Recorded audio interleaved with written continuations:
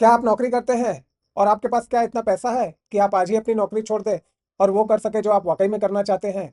अगर इसका जवाब हाँ है तो ये वीडियो आपके लिए नहीं है और आपको इस वीडियो की कोई ज़रूरत नहीं है।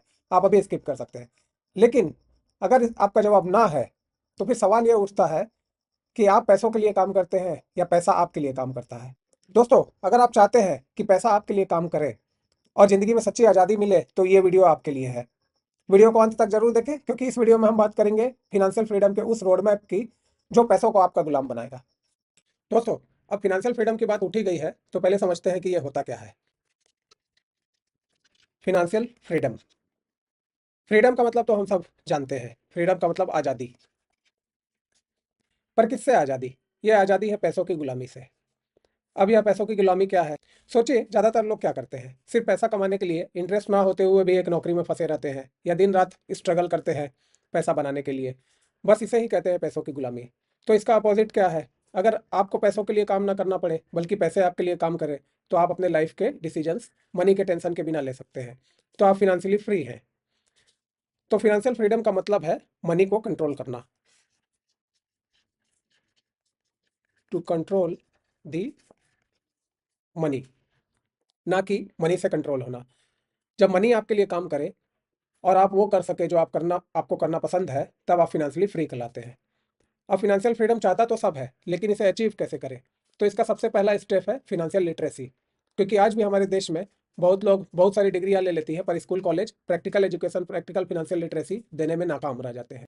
तो अब फिनेंशियल लिटरेसी में बहुत सारी चीज़ें आती हैं, तो हमें कहाँ से स्टार्ट करना चाहिए? हमें स्टार्ट करना चाहिए पर्सनल फिनांस से, क्योंकि पर्सनल फिनांस का अंडरस्टैंडिंग होना सबसे इंपॉर्टेंट है। और अगर आप पर्सनल फिनांस की बारीकियों को जान जाते हैं तो 90% काम आपका हो जाएगा फिनेंशियल फ्रीडम के लिए।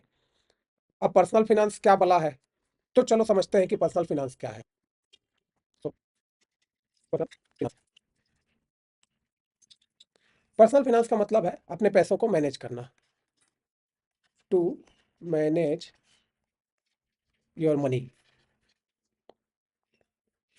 अब इसके 7 इंपॉर्टेंट पॉइंट्स होते हैं इसमें, जो कि earning, budgeting, spending, saving, planning, investing और प्रोटेक्टिंग। तो चलिए अब इन 7 चीज़ों को समझते हैं। सबसे पहला है अर्निंग। देखिए दोस्तों, सबसे पहले पैसों को मैनेज करने के लिए पैसा होना बहुत ज़रूरी है। अगर पैसा होगा ही नहीं तो आप किस चीज़ को मैनेज करेंगे? तो इसलिए सबसे पहला पार्ट है अर्निंग। अब एक बार पैसा आ गया तो हमें एक बजट बनाना चाहिए कि कैसे स्पेंड करना है। अगर हम गवर्नमेंट की बात करें जिसके पास पैसों की भरमार होती है तो बजट वो भी बनाती है। और हमारे पास तो पैसे की हमेशा कमी रहती है, तो हमारे लिए तो बजट बनाना और भी ज़्यादा इंपॉर्टेंट है। तो सेकंड पार्ट है बजटिंग। अगर आप बिना बजट बनाए ऐसे ही खर्च करते रहेंगे तो कभी भी आपके पास पैसा बच नहीं पाएगा। तो एक बार बजट बन गया तो हम बजट के अकॉर्डिंग खर्च करेंगे, यानी कि स्पेंडिंग। तो थर्ड पार्ट है हमारा spending.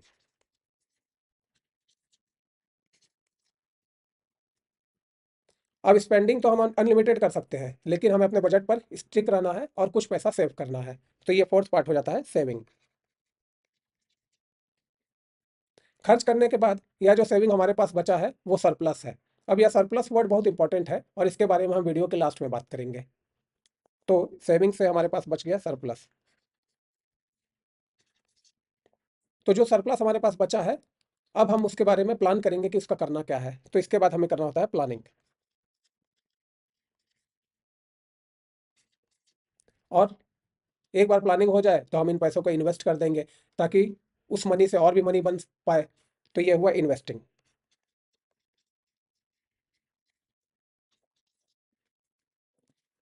And last but not the least, हमें फिनेंशियल एसेट्स को प्रोटेक्ट करना बहुत ज़रूरी है ताकि वो डूब ना जाए। इसके अलावा हमें फिनेंशियल डिजास्टर से भी बचना चाहिए और हमें टर्म इंश्योरेंस, हेल्थ इंश्योरेंस जैसे प्रोडक्ट्स को जरूर लेना चाहिए। नहीं तो दोस्तों, हम जो पैसा 10 साल में कमाएंगे उसे खत्म होने में कभी कभी 10 घंटे भी नहीं लगते। तो ये प्रोटेक्टिंग। जाने या अनजाने में हर कोई पर्सनल फिनांस से रिलेटेड एक्टिविटीज अपने लाइफ में करते ही रहता है। अब सवाल ये है कि आप अनजाने में गलती करते रहेंगे या फिर पर्सनल फिनांस के बारे में सीख कर अपने लाइफ को फिनेंशियली सक्सेसफुल बनाएंगे। अगर आप फिनेंशियल इंडिपेंडेंस चाहते हैं तो पर्सनल फिनांस को सीखना बहुत ज़रूरी है। और उसके लिए तुरंत हमारे चैनल को सब्सक्राइब करें, क्योंकि हम बताने वाले हैं पर्सनल फिनांस का पूरा का पूरा डिटेल, बिल्कुल बेसिक से लेकर एकदम एडवांस लेवल तक, यानी कि फाइनेंशियल फ्रीडम अचीव करने के लिए आपको जो भी नॉलेज चाहिए वो सब। चलो अब बात करते हैं सरप्लस की। सरप्लस का सीधा सा फॉर्मूला है, surplus is equal to earning minus spending. मतलब आप जो भी कमाए हैं उसमें से स्पेंड करने के बाद जो भी आपके पास एक्स्ट्रा पैसा बच जाता है वही सरप्लस है। दोस्तों सरप्लस ही वो जादुई चीज़ है जिसकी वजह से इतिहास के पन्नों में हम बड़े बड़े साम्राज्य को खड़े हुए होते हुए देखते हैं। इतिहास का हर बड़ा साम्राज्य, चाहे वो मौर्य हो या गुप्त, चोल हो या दिल्ली सल्तनत, मुगल हो या यहाँ तक कि ब्रिटिश एम्पायर, सभी ने सरप्लस को अपनी शक्ति और विस्तार का सबसे बड़ा हथियार बनाया। सरप्लस सिर्फ एक शब्द नहीं है, बल्कि वह शक्ति है जो इतिहास रचती है, और यही वॉरेन बफेट की सफलता का भी राज है।